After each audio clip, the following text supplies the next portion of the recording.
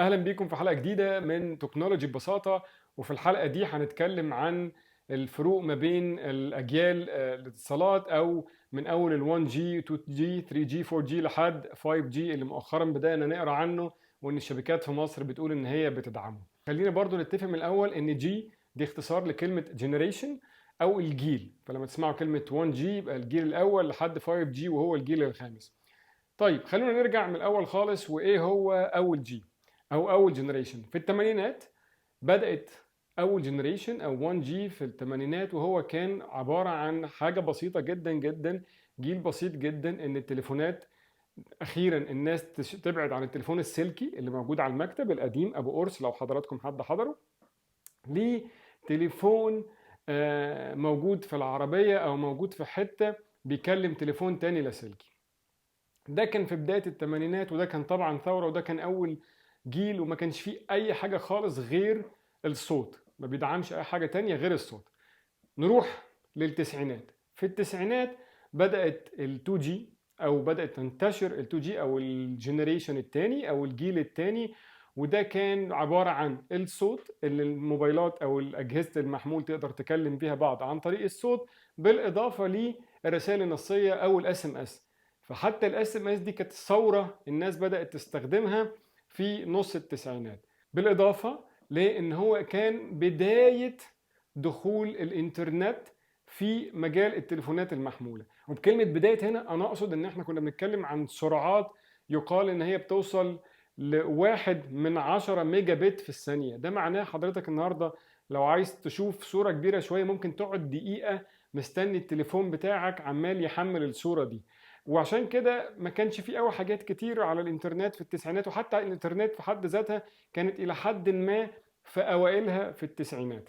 نروح بقى لل 3G او اوائل الالفينات في ظهور الجيل الثالث، وده اللي المفروض عمل ثورة كبيرة جدا، لان اخيرا الانترنت انتشرت، المواقع انتشرت، وده كان بداية البروتوكولات اللي زودت الدنيا. بمعنى احنا قلنا الاول ال 1G كان صوت، التاني حطوا عليه الاس ام اس وانترنت بسيط. هنا الانترنت اخيرا سرعته زادت جدا، وقال لك ان احنا وصلنا لحوالي 2 او 3 ميجا بت بير سكند، او يعني تقدر النهارده الصوره اللي كنت هتشوفها قبل كده في 6 دقائق تشوفها في ثانيه. وده ساعد في انتشار نوع جديد من البرامج، وهي في زمانها طبعا من 2000 ل 2010. يمكن فيسبوك طلع في 2008 2009 مع بدايه الايفون. التطبيقات التانية الاندرويد قبليها كان في نوكيا. بس فكره ان يبقى عندك تطبيق على الموبايل بيشوف الانترنت، وممكن اشوف فيه حاجات تانية مش بس مجرد نصوص، ممكن اشوف صور، ممكن اشوف فيديوهات، ده كان في حد ذاته تطور مش طبيعي.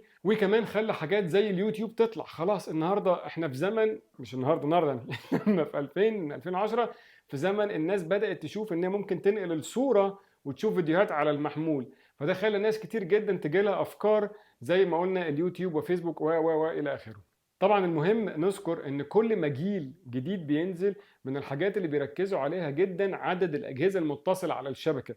وهنعرف الموضوع ده في الجيل الخامس. لكن الجيل الاول كان ممكن عدد معين من الاجهزه، الجيل الثاني العدد ده اتضاعف، الجيل الثالث اتضاعف واتضاعف، وبقى ممكن برج واحد يغطي منطقه كبيره. نروح بعد كده لبعد 2010 اوائل 2010 2011 وظهور الجيل الرابع او الفور جي.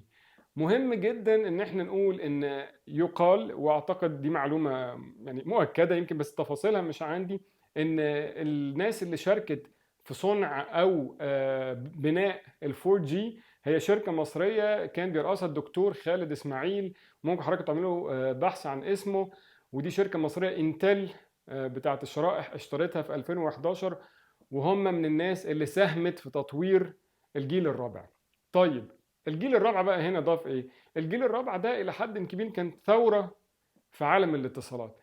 الانترنت فيه زاد جدا جدا جدا، بنتكلم في سرعه توصل ل 100 ميجا بت. ده طبعا تطور مرعب. ساعتها بقى بدأت افكار تطلع زي نتفليكس، زي برامج او بتاعت الستريمينج، ان انت تسمع المزيكا كمان على الموبايل. ده كانت ثوره مش طبيعيه. بالاضافه لحاجتين تانيين بداوا يعملوها في الصوت، حاجه منهم اسمها فويس اوفر ال تي اي. والناس هنا قالت لك ايه؟ طب لو الارسال بتاع الشبكه ضعيف شويه والناس مش عارفه تسمع بعض، البروتوكول ده بيحول المكالمة من ان هي صوت لان هي تطلع على الانترنت اللي طبعا جاي من خط الموبايل. ده من الحاجات اللي فرقت جدا جدا جدا في جودة الصوت، والناس تسمع بعض بصوت احسن، مش زي التليفونات القديمة السلكية. مهم برضو نقول ان الجيل الرابع ده كان فيه حاجة كويسة جدا فرقت مع ناس كتير، وهو ان ممكن تستخدم الداتا، تستخدم الانترنت وانت بتعمل مكالمة. طبعا دي حاجة للأسف في مصر لحد النهاردة فيها مشاكل كبير جدا، بس دايما لما تبقى انت مسافر في حتة ولاقط 4G، عادي جدا ان تبقى سماعة في ودنك بتكلم حد وفاتح انترنت بتدور على حاجة بيقولها لك. للأسف في مصر لسبب انا غير فاهمه الصراحة، النهاردة لو انا لاقط 4G وحد كلمني الانترنت بيقع، فلو انا عامل هوت سبوت وبشتغل وانا بكلم حد الانترنت وقع. لكن ده المفروض كان من مميزات ال 4G من 2010 او من بداية 2010. فخلاصته ان احنا بقى عندنا انترنت سريع جدا، خلى الناس تبدا تشوف تطبيقات الفيديو، خلى الناس يجي لها افكار كويسه كتيره جدا، بالاضافه لجوده صوت عاليه. من الحاجات اللي ظهرت برضو في الوقت ده في حوالي 2016 حاجه اسمها المكالمات عن طريق الواي فاي، واعتقد يمكن مؤخرا مصر اخر كام اسبوع شغلوا الخدمه دي. الخدمه دي كويسه جدا ليه؟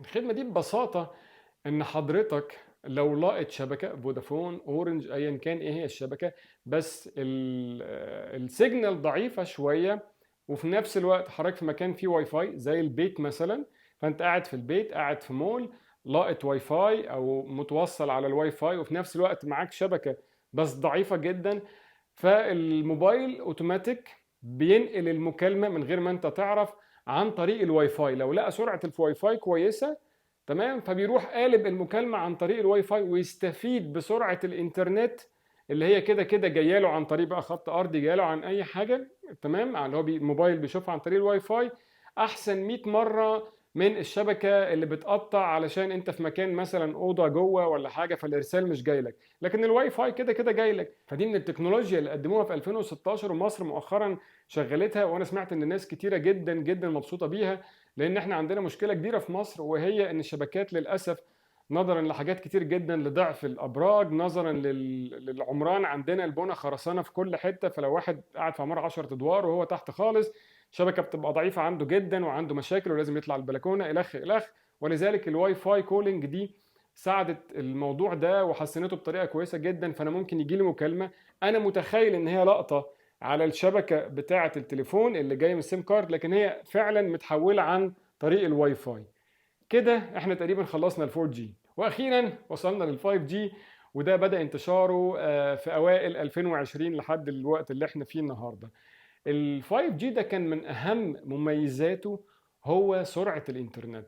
احنا بنتكلم عن سرعة بتوصل لحوالي 100 جيجا بت بير سكند. يعني الرقم ده مرعب جدا.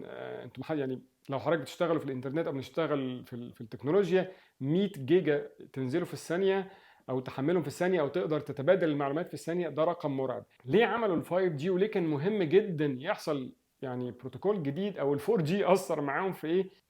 في اواخر 2000 او خلينا نقول من 2010 ل 2020 التطور المرعب للتكنولوجيا اللي حضرتك بتشوفوه بقى، انت كل الاجهزه تقريبا اللي موجوده في بيتك محتاجه انترنت. ممكن يبقى التلفزيون عايز انترنت، عندك 3 4 موبايلات عايزين انترنت، عايزين شبكه.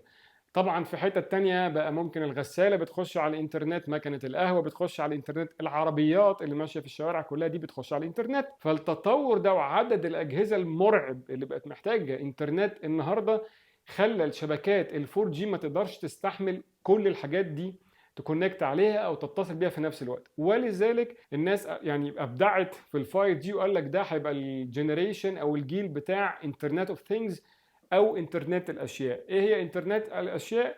ان كل حاجه في بيتك تبقى تقريبا داخله على الانترنت، اللمض، التكييف، الدفايه، الغساله. زمان الاجهزه او الشبكات ما كانتش تستحمل حاجه زي دي، ال 5G خلاها تستحمل حاجه زي دي. وبكده اعتقد احنا غطينا الخمس اجيال.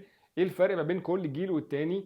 ايه لازمته؟ احنا النهارده خلاص العالم كله تقريبا بيحاول يروح لل 5G، الدنيا اسرع جدا جدا، بتستحمل اجهزه كتيره جدا. خلاص ممكن الاجهزه كلها تبدا لقطه شبكه، العربيات في الشوارع، الرادارات، كل الحاجات دي تبقى متوصله فعلا بالانترنت من غير ما تاثر على بعض. اتمنى تكون حضراتكم استفدتم من المعلومات دي. شكرا ليكم ونشوفكم في حلقه تانية من تكنولوجي ببساطه.